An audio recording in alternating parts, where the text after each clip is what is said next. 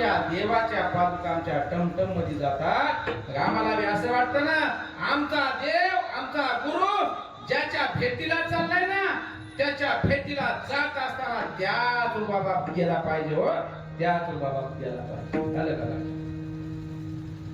अरे सांगून जाईन सज्जनांनो की ज्या पालखी सोहळ्याची अवस्था एका हैबत बाबाने चालू केली. विश्वमाऊली ज्ञानोबराच्या पालखीचा सोहळा कुणी चालू केला? हैबत बाबाने चालू केला. आणि एकटे हैबत बाबा त्या पादुका घेऊन पंढरपूरला येत होत्या. आज मला 10-10 लाख समाज त्या दिंडीत चालतो. पण तुम्हाला सांगून जाईल, एक दिवस दुर्गाप्पाच्या सुद्धा दिंडीमध्ये हजारो समाज चालले राहणार नाही. हजारो समाज चालले का? ही गादीचा शिव एखाद्याकडे जर पाहिलं ना, तर खुदा देता है तो, खुदा देता है तो छप्पर फाड़ के देता है. कृपादान केले सत्य, कृपादान केले सत्य, कृपादान केले सत्य, कृपादान केले सत्य. सांगत होतो सज्जनांनो, एखाद्या संत महात्म्यांची जर कृपा दृष्टी आपल्यावर झाली ना, तर महाराज काय होणे त्याला सांगा. त्याला महाराज कमीच नाही, पण गुरुची किंवा एखाद्या संतांची आपल्यावर कृपा होण्यासाठी त्याची सेवा पण मनोभावे केली पाहिजे. त्याची सेवा पण मनोभावे सेवा करावी निर्मळा, सेवा करावी निर्मळा, सेवा करावी निर्मळा, सेवा करावी निर्मळा, सेवा करावी निर्मळा, सेवा करावी निर्मळा,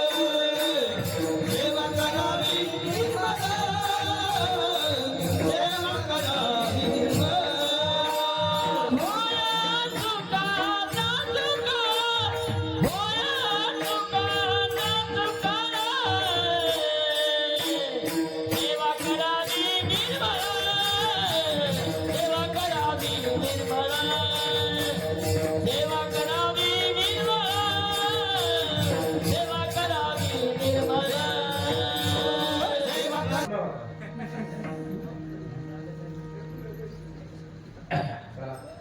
सांगत होतो सज्जनांनो, परमार्थात एक तर चित्त एकाग्र असलं पाहिजे आणि सेवा करत असताना ती सेवा निर्मळ असली पाहिजे.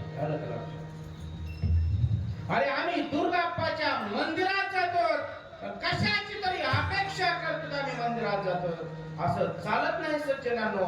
तुम्ही अपेक्षा करू नका, तुमची अपेक्षा पूर्ण केल्याशिवाय राहणार नाही. तुमच्या काही इच्छा आहेत ना, ती संतांना सांगायचीच गरज नाही. हो, संतांना सांगायचीच का? न सांगता तुम्हा कळून येते अंतर लक्षात घ्या. संतांना व्यथा सांगायची.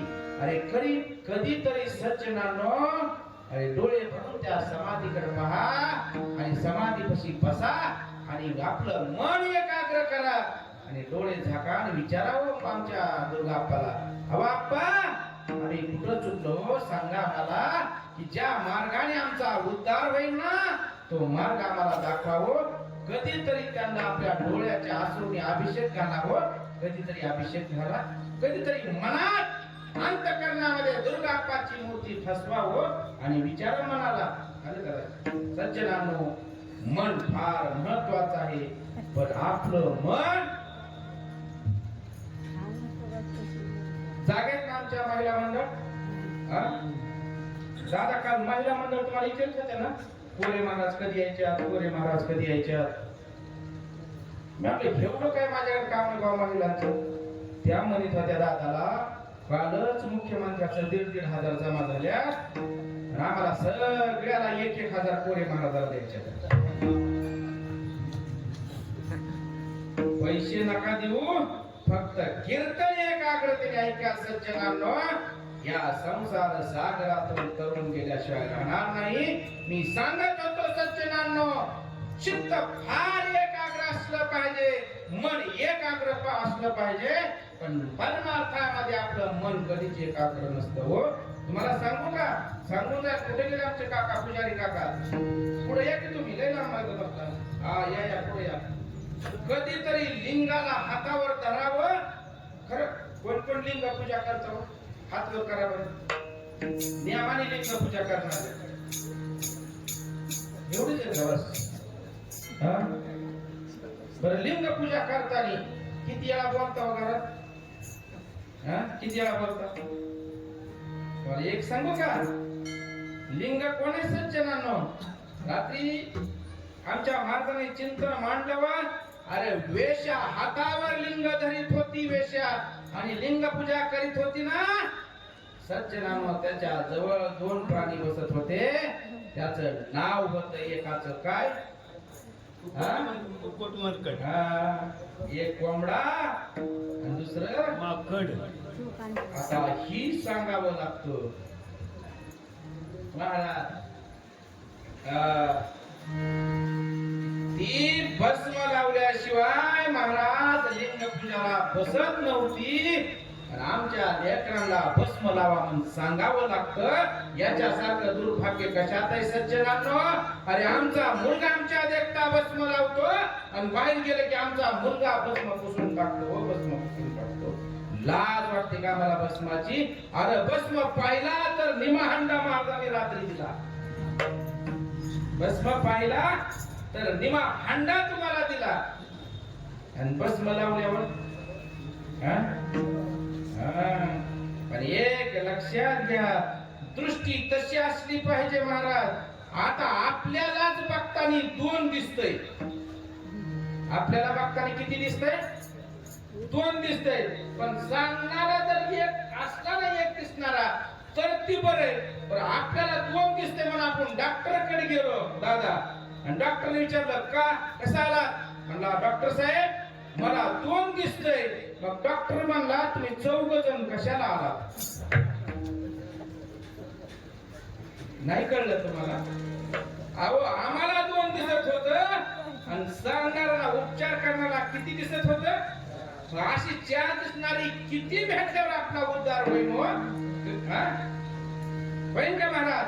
नाही. आपल्याला जर आपल्या जीवाचा उद्धार करून घ्यायचा असेल ना, तर तुम्हाला दुर्गाप्पाला शरण जावं लागेल. दुर्गाप्पाला शरण जावं लागेल. तुम्हाला कुठं जायची गरज नाही. कारण का एक अधिष्ठान असं आहे ना, आम्ही अनेक ठिकाणी अधिष्ठान पाहिली. एक पाहिलं आळंदीला आणि दुसरं पाहिलं कपिल धारला. पण तिसरं जे अधिष्ठान पाहतो ना, ते अधिष्ठान नांदूर शिकारीला आहे. सज्जनांनो, मी सांगत होतो, हा समाज हजारो समाजाच्या भावापोटी, ज्याच्या भक्तीपोटी येतो ना, त्याला दुर्गाप्पा म्हणतात. ज्या महात्म्याची अवस्था अशी होती ना, अरे जगाच्या कल्याणा आणि संतांच्या विभूती, देह कष्ट विधी परोपकार, याला संत म्हटलं जातं. याला संत म्हटलं जातं. सज्जन, ही दुर्गाप्पा आहेत ना, हे नित्या नांदूर शिकारीचं दैवत नाही. सज्जनांनो, तुम्ही जरी आम्हाला सांगत असला छाती ठोकून की आमचं आहे, आम्ही तुमचं कधीच म्हणून देणार नाही. ही आख्या विश्वाचं दैवत आहे. आख्या विश्वाचं दैवत आहे. ही नांदूर शिकारीचं एकट्याचं दैवत नाही. हा एक मान्य व्हा. तुम्ही खर्च करून सुशोभीकरण केलं, याच्याबद्दल आम्हाला अभिमान आहे. पण आख्या जगाचं दैवत आमचं दुर्गाप्पा आहे. का? की ज्याची मनोकामना ज्या ठिकाणी पूर्ण होती, ज्या ठिकाणी नवस बोलला जातो आणि आमच्या नवसाची पूर्तता होते ना, त्याला दुर्गाप्पा म्हटलं जातं. त्याला दुर्गाप्पा म्हटलं जातं. ही अधिष्ठान फार महत्वाचं आहे. दुर्गाप्पावर जर कृपा कुणाची झाली असेल ना, तर त्यांच्या गुरुचीच कृपा झाली. हो, त्यांच्या गुरुची. शिवाहार शिवार शिवार शिवार शिवार शिवार शिवार शिवार.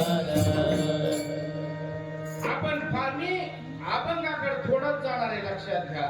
पण आम्हाला कळलं पाहिजे आम्ही भस्मधारी आहोत. आम्हाला कळलं पाहिजे आम्ही लिंगधारी आहोत. आम्हाला कळलं पाहिजे मन्मथ स्वामीचा परमरहस्य काय आहे. आम्हाला कळलं पाहिजे लक्ष्मण महाराजाचा गाथा काय आहे.